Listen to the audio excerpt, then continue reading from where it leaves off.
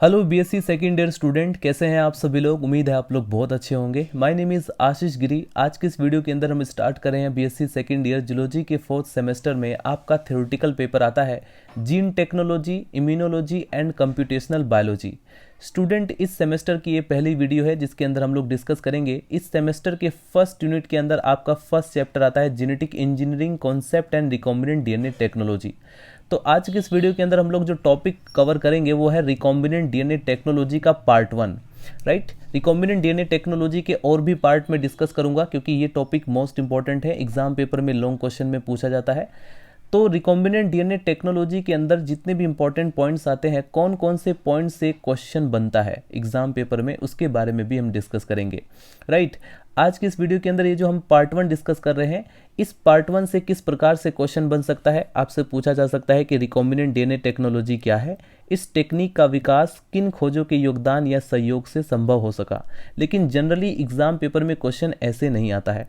आपसे पूछा जा सकता है रिकॉम्बिनेंट डीएनए टेक्नोलॉजी क्या है, describe the biological tools for recombinant DNA technology.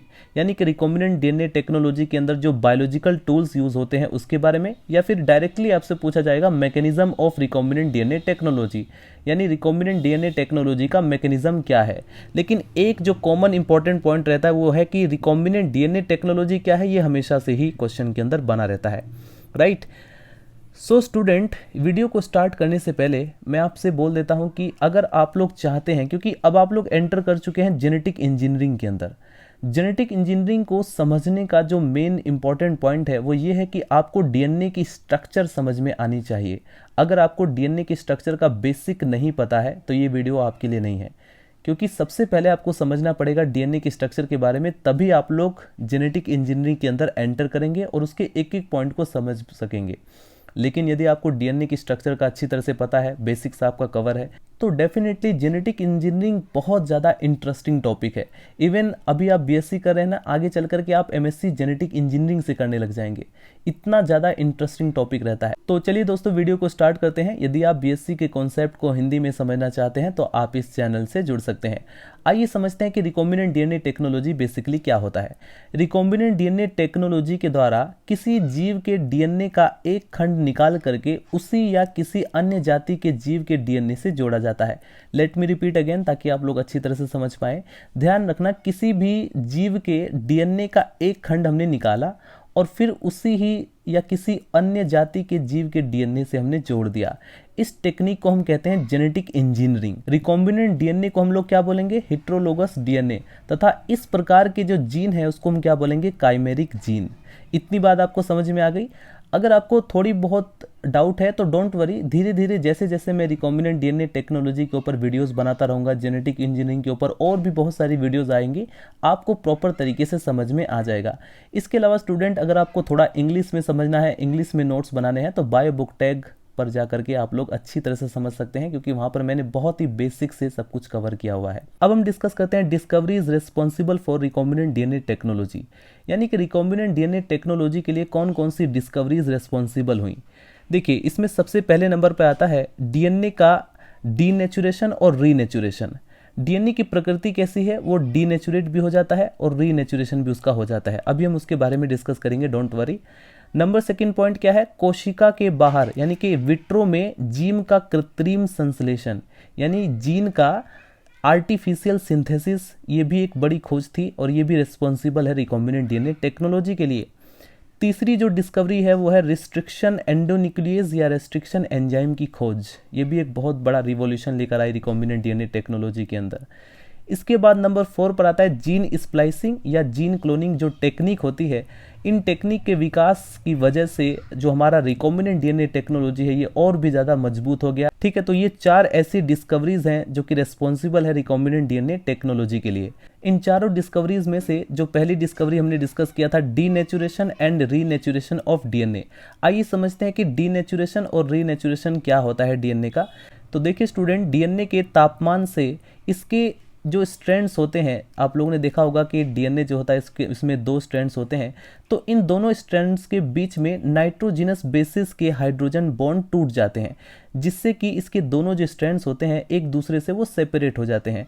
इसे कहा जाता है डीनेचुरेशन। आपने सिंपली देखा होगा जैसे कि ये हमारा डीएनए है, ठीक है। अब इनके बीच में बॉन्ड बना रहता है, हाइड्रोजन बॉन्ड। अगर ये ब्रेक हो जाएगा हाइड्रोजन बॉन्ड तो ये दोनों अलग हो जाएंगे, ये स्ट्रैंड्स अलग हो जाएगा, ये स्ट्रैंड्स अलग हो जाएगा, ठीक है। ये स्ट्रैंड्स अलग हो जाएगा, ये स्ट्रैंड्स अलग हो जाएगा। इसको हम कहते हैं डीनेचुरेशन, राइट। अब होता क्या है कि जैसे ही उसको हम ठंडा करते हैं तो ठंडा करने के बाद दोनों के जो कॉम्प्लीमेंट्री स्ट्रैंड्स है वो पुनः मिल करके एक डबल स्ट्रैंडेड डीएनए बना लेते हैं। यानी कि जैसे ही ये ठंडा हो जाएगा, जैसे ही ये स्ट्रैंड ठंडे हो जाएंगे, दोबारा से इनके जो कॉम्प्लीमेंट्री स्ट्रैंड्स होते हैं वो आपस में जुड़ जाएंगे। जुड़ने की वजह से अब ये रीनेचुरेट हो जाता है।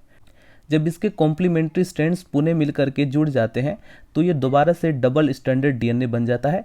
इसे कहा जाता है रीनेचुरेशन। डीएनए के इसी प्रॉपर्टी यानी इसी गुण के कारण अलग अलग सोर्सेज या जीवों के सिंगल स्ट्रैंडेड डीएनए सेगमेंट्स को जोड़ा जा सकता है, किंतु इसके लिए इनमें कॉम्प्लीमेंट्री बेस पेयर्स का होना बहुत ज़रूरी है।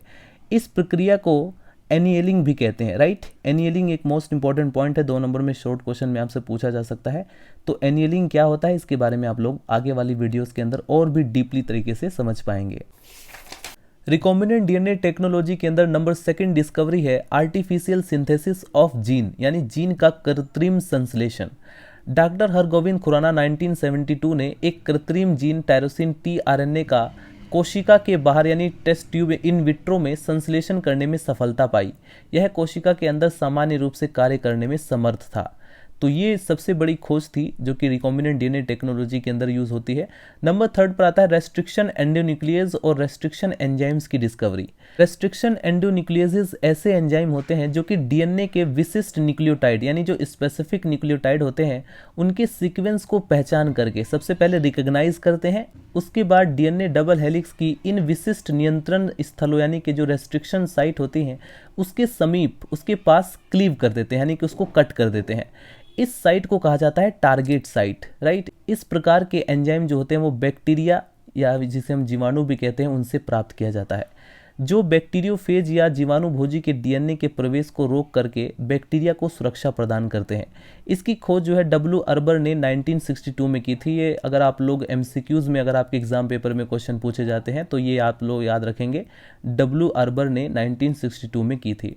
उन्होंने बताया कि जीवाणु भोजी का डीएनए जब किसी पोषक यानी कि होस्ट बैक्टीरिया में प्रवेश करता है तो रेस्ट्रिक्शन एंजाइम इसे छोटे छोटे सेगमेंट्स में खंडित कर देते हैं यानी कि तोड़ देते हैं। मेसेल्सन तथा युवान को ई कोलाई द्वारा स्मिथ 1970 द्वारा हीमोफिलस इन्फ्लुएंजी आरडी नामक जीवाणु यानी कि बैक्टीरिया से हिंद 2 रेस्ट्रिक्शन एंजाइम को पृथक करने के साथ रिकॉम्बिनेंट डीएनए टेक्नोलॉजी का विकास संभव हो सका। रिकॉम्बिनेंट डीएनए टेक्नोलॉजी के लिए नंबर 4 जो डिस्कवरी इंक्लूड है वो है जीन स्प्लाइसिंग और आइसोलेशन ऑफ डीएनए।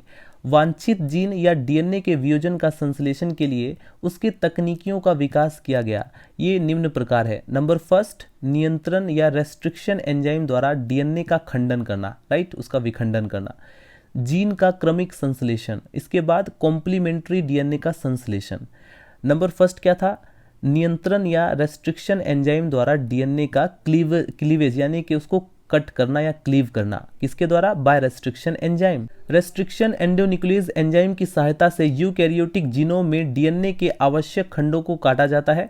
इसके लिए जीन बैंक या जीनोम लाइब्रेरी में आवश्यक डीएनए के खंडों को वियोजित करते हैं। जीनोमिक डीएनए को किसी भी पादप या जंतु के उत्तक यानी कि उसके टिश्यू से वियोजित किया जा सकता है। इसके लिए इसे रेस्ट्रिक्शन एंजाइम में रखते हैं जिससे यह डिफरेंट शेप वाले सेगमेंट्स में टूट जाता है। इन सेगमेंट्स को अब जेल इलेक्ट्रोफोरेसिस द्वारा सेपरेट यानी कि पृथक कर लिया जाता है। इस कार्य के लिए 2 प्रकार की जेल प्रयोग की जाती है। नंबर 1 जेल है एग्रोस जेल, नंबर 2 जेल है पॉलीएक्रिलामाइड जेल। ये जो एग्रोस जेल होता है इसका प्रयोग डीएनए के बड़े खंडों में वियोजन के लिए किया जाता है। पॉलीएक्रिलामाइड जेल जो होती है यह डीएनए के छोटे खंडों में वियोजन के काम आती है। इसका प्रयोग डीएनए सीक्वेंस यानी कि डीएनए सीक्वेंसिंग में होता है। इसके द्वारा आरएनए व प्रोटीन्स को भी पृथक किया जाता है। विभिन्न आकार वाले डीएनए सेगमेंट्स जेल व बैंड या पट्टियों के रूप में पृथक होते हैं। यूवी रेडिएशन में देखने पर ये जो बैंड्स होते हैं ये प्रतिदीप्तिशील वर्णों के दिखाई देते हैं। जीन स्प्लाइसिंग में नंबर 2 था आर्टिफिशियल सिंथेसिस ऑफ जीन यानी कि जीन का कृत्रिम विसंश्लेषण। कोशिका के बाहर यानी कि विट्रो के अंदर जीन संश्लेषण की 3 उपगमन है। नंबर 1 जीन की संरचना का पूर्ण ज्ञान होने पर इसका रासायनिक विधि द्वारा यानी कि केमिकल मेथड के द्वारा संश्लेषण किया जाता है, जैसे कि डॉक्टर खुराना ने 1970 में किया था। नंबर सेकंड पर आता है आवश्यक जीन की पूर्ण संरचना का ज्ञान नहीं होने पर इस जीन के संश्लेषण के लिए आरएनए डायरेक्टेड डीएनए पॉलीमरेज का उपयोग किया जाता है। इस विधि द्वारा जीन के मैसेंजर आरएनए से पूरक यानी कि कॉम्प्लीमेंट्री डीएनए का संश्लेषण करते हैं। नंबर थर्ड पर आता है किसी प्रोटीन या पॉलीपेप्टाइड में अमीनो एसिड के सीक्वेंस का पता होने पर इस प्रोटीन का संश्लेषण करने वाले जीन में क्षारक यानी कि जो बेस सीक्वेंस को ज्ञात कर सकते हैं। इस बेस के सीक्वेंस से पॉलीन्यूक्लियोटाइड का स्वयं ही संश्लेषण किया जा सकता है। रिकॉम्बिनेंट डीएनए टेक्नोलॉजी के लिए नंबर 5 जो डिस्कवरी इंक्लूड है वो है जीन क्लोनिंग। जीन क्लोनिंग के कुछ स्टेप्स है जिसे आप लोगों को समझना पड़ेगा। निम्न पदों का ज्ञान होने के बाद जीन क्लोनिंग संभव हो सका। ये जो जीन क्लोनिंग है यानी कि जीन का क्लोन बनाना, इसकी मल्टीपल कॉपी बनाना, तो ये कैसे संभव हो सका। नंबर फर्स्ट, क्लोनिंग वेक्टर से विजातीय डीएनए खंड को संयुक्त करना यानी कि joining of foreign DNA fragment to cloning vector. अभी आपको ये भी समझना पड़ेगा कि क्लोनिंग वेक्टर क्या होता है। आपके माइंड में बड़े सारे क्वेश्चंस आ रहे होंगे, लेकिन उन सभी क्वेश्चंस का आंसर आपको धीरे धीरे जैसे जैसे आप लोग वीडियोस देखते रहेंगे आपको उसका आंसर मिलता रहेगा। क्लोनिंग वेक्टर अगर आप लोग नहीं पता है तो बेसिक सी बात है, आप लोग गूगल पे भी सर्च कर सकते हैं। क्लोनिंग वेक्टर के ऊपर मैं वीडियोस भी बना चुका हूँ बायो बुक टेक पर, वहां पर भी आप लोग जाकर देख सकते हैं। ठीक है, तो टेंशन बिल्कुल भी नहीं लेना है, जेनेटिक इंजीनियरिंग को बिल्कुल इंटरेस्ट के साथ समझना है। ठीक है, तो joining of foreign DNA fragment to cloning vector यानी क्लोनिंग वेक्टर से हमें जो जिस फॉरेन डीएनए का यानी कि जिसका हमें क्लोन बनाना है उसको हमें इसमें ज्वाइनिंग करना पड़ता है। तो फॉरेन डीएनए सेगमेंट को इसके क्लोनिंग वेक्टर से जोड़ करके रिकॉम्बिनेंट डीएनए बनाया जाता है। वेक्टर को रेस्ट्रिक्शन एंडोन्यूक्लियस की हेल्प से उसको काट लेते हैं। इससे अब इसके बाद क्या करते हैं कि जो विजातीय यानी कि जो फॉरेन डीएनए है उसको इसमें इंट्रोड्यूस करते हैं और कटे हुए सिरे को डीएनए लाइगेज के द्वारा सील कर देते हैं। अगर मैं थोड़ा सा मैकेनिज्म आपको बताऊं, देखिए दोस्तों, जैसे कि ये हमारा वेक्टर है, ठीक है, ये क्लोनिंग वेक्टर है। हमारे पास ये एक छोटा सा जीन है, हमारे पास एक डीएनए का सेगमेंट है और हम चाहते हैं कि इसका हमें मल्टीपल कॉपी बनानी है। ठीक है, हमें इसकी जैसे बिल्कुल सेम कॉपी इसकी चाहिए, 2 कॉपी चाहिए। तो हम क्या करेंगे, सबसे पहले रेस्ट्रिक्शन एंजाइम के द्वारा इस क्लोनिंग वेक्टर को कट कर देंगे। अब ये दोनों जगह से कट हो जाएगा। कट करने के बाद हम क्या करेंगे, इस फॉरेन डीएनए को इसमें इंट्रोड्यूस कर देंगे। तो अगर ये क्लोनिंग वेक्टर डबल होगा, रिप्लिकेट करके 2 बनेंगे, तो इसके साथ साथ ये जो हमारा फॉरेन डीएनए है ये भी 2 बन जाएंगे। तो इस प्रकार से इस फॉरेन डीएनए का क्लोन बन गया, यानी कि इसी के जैसा एक और बन गया। ठीक है, इसी को कहा जाता है जीन क्लोनिंग और इसके बड़े सारे टेक्निक है, वो भी मैं आपको धीरे धीरे बताता रहूंगा। तो हमने क्या देखा कि फाइनली हम लोग क्या करते हैं, डीएनए लाइगेज के द्वारा उसको सील कर देते हैं। अब नंबर 2 पर क्या आता है, पोषक कोशिका में यानी कि जो होस्ट सेल है उसमें रिकॉम्बिनेंट डीएनए का इंट्रोडक्शन। अब जैसे फॉर एग्जांपल हमने फॉरेन डीएनए को, ये जो हमारा वेक्टर था या जिसे हम क्लोनिंग वेक्टर बोल रहे हैं, इसमें हमने इंट्रोड्यूस तो कर दिया। अब हम इसका करें क्या, तो अब हमें क्या करना है, नंबर 2 स्टेप में आप लोग पढ़ेंगे introduction of recombinant DNA into host cell, यानी कि अब इस रिकॉम्बिनेंट डीएनए का हमें किसी होस्ट सेल के अंदर इंट्रोड्यूस कराना पड़ेगा। तो उपरोक्त प्रकार से निर्मित यानी कि जो ऊपर निर्मित जो रिकॉम्बिनेंट डीएनए है उसको होस्ट सेल यानी कि बैक्टीरिया में इंट्रोड्यूस करते हैं, जहां पर वो प्रतिकृत यानी कि रिप्लिकेट होता है और क्लोन बनाता है। नंबर 3 पॉइंट आता है रिकॉम्बिनेंट डीएनए के क्लोन का निर्माण, formation of clones of recombinant DNA. Recombinant plasmid वाली जो मॉडिफाइड बैक्टीरियल सेल्स होती हैं उनका कल्चर में मल्टीप्लिकेशन यानी कि गुणन करके रूपांतरित कोशिकाओं का क्लोन बनते हैं। राइट, तो आगे आगे धीरे धीरे स्टूडेंट हम सब कुछ समझेंगे, लेकिन ध्यान रखना जेनेटिक इंजीनियरिंग को अगर आपको समझना है तो इसके बेसिक्स को समझना बहुत ज़रूरी है। तो एक भी वीडियो को आपको मिस नहीं करना है, रेगुलर सभी के सभी वीडियोस को देखना है। ठीक है, नेक्स्ट वीडियो के अंदर हम लोग क्या डिस्कस करेंगे, biological tools for recombinant DNA technology, यानी कि रिकॉम्बिनेंट डीएनए टेक्नोलॉजी के लिए कौन कौन से ऐसे बायोलॉजिकल टूल्स हैं जो कि हेल्प करते हैं। ठीक है, ये एग्जाम पेपर में भी पूछा जा सकता है।